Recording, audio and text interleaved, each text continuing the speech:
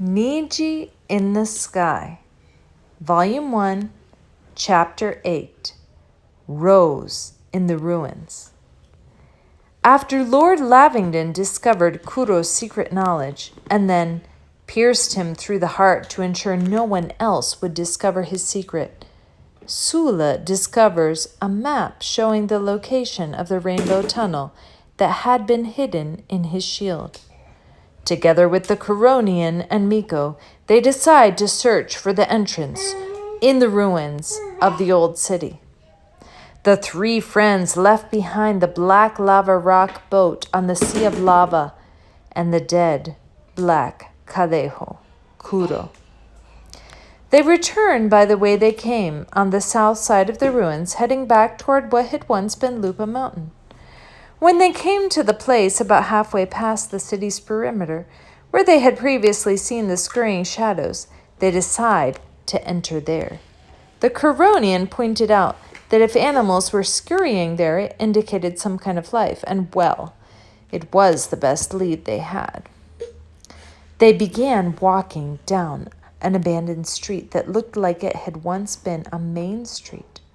There was a large building with great pillars, stone lions in front, and a moat of muddy water surrounding it.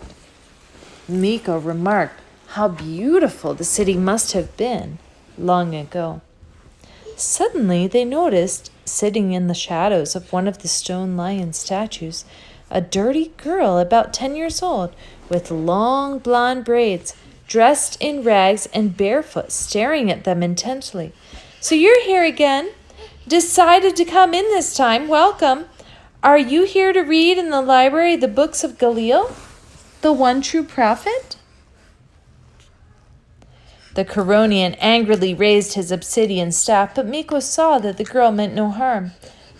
She was not a pretend follower of Galil, who used false allegiance to manipulate others, like Lord Lavington, but genuinely believed in him.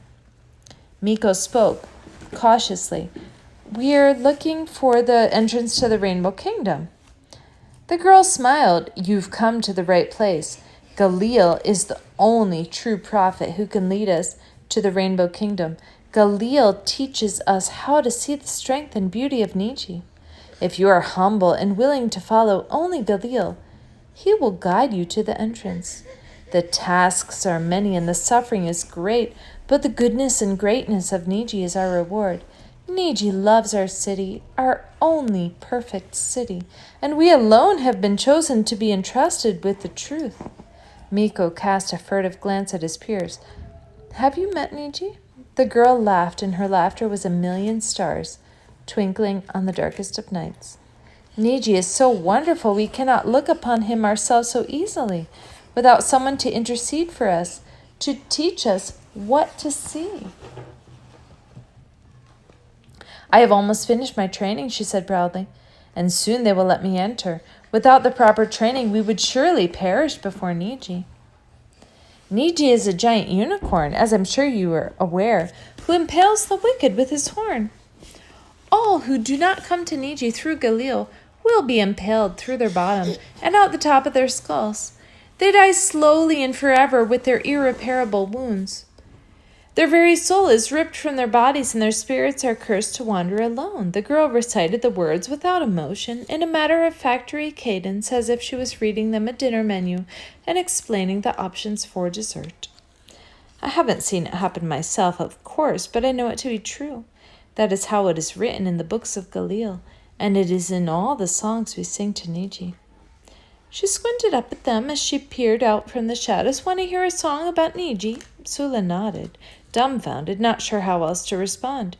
And with her sweet, innocent voice, she sang a terrible song of the strong and beautiful unicorn who impaled with his horn all those who tried to approach him without force, pledging loyalty to Galil. When she finished, the friends didn't know what to say. Her voice was beautiful, and her faith was so genuine. They felt it would be a waste of time trying to convince her that Galil was indeed the Dark One.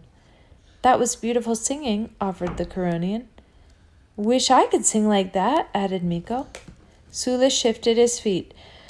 Thanks for sharing that. We're looking for the portal to the Rainbow Kingdom so we can go talk with Niji. Any idea where we can find it? Sula showed the girl his map. She blinked and looked from the map to his face. You should really start by entering the library to read the words of Galil, if you want to discover the only true way to the Rainbow Kingdom and don't wish to be impaled. Sula started walking away. I think we can find it ourselves if we just walk through these ruins. It was nice to meet you. What was your name again? Rose, replied the girl, like the flower. As she spoke, 2 fire bosses suddenly came out of the library, carrying a set of lark armor and shooting fire. Miko made a force field to protect Rose, and Sula charged them with his sword. The Coronian gathered water from the moat to make it rain on the fire bosses. The fire bosses shrink in size when the rain hits them, and the tiny remnants flop like fish on the library steps. Sula scoops up the leg armor and straps it to his legs. Nice move, Coronian, shouts Miko. Now let's get her to safety. Sula covers Rose with his shield and guides her away from what is left of the fire bosses in case they revive. Sula and Rose go down one of the side streets. Miko and the Coronian follow close behind, but continue facing the library, prepared to take on more attacks. Sula sees Lord Lavington on the street and understands that the fire bosses were creating a diversion. Lord Lavington enters a door, and as it is swinging shut, Sula sees him pass through a portal. Lord Lavington is going to the Rainbow Kingdom, cried Sula. We must warn Niji. And so the 3 friends prepared to enter the Rainbow Kingdom, where they had planned to request help from Niji in defeating Lord Lavington. But in an unexpected turn of events, they now prepare to protect Niji from Lord Lavington's attack. And thus, the 3 friends continue on their quest for freedom, for peace, for the protection of their families, tribe, and kingdom.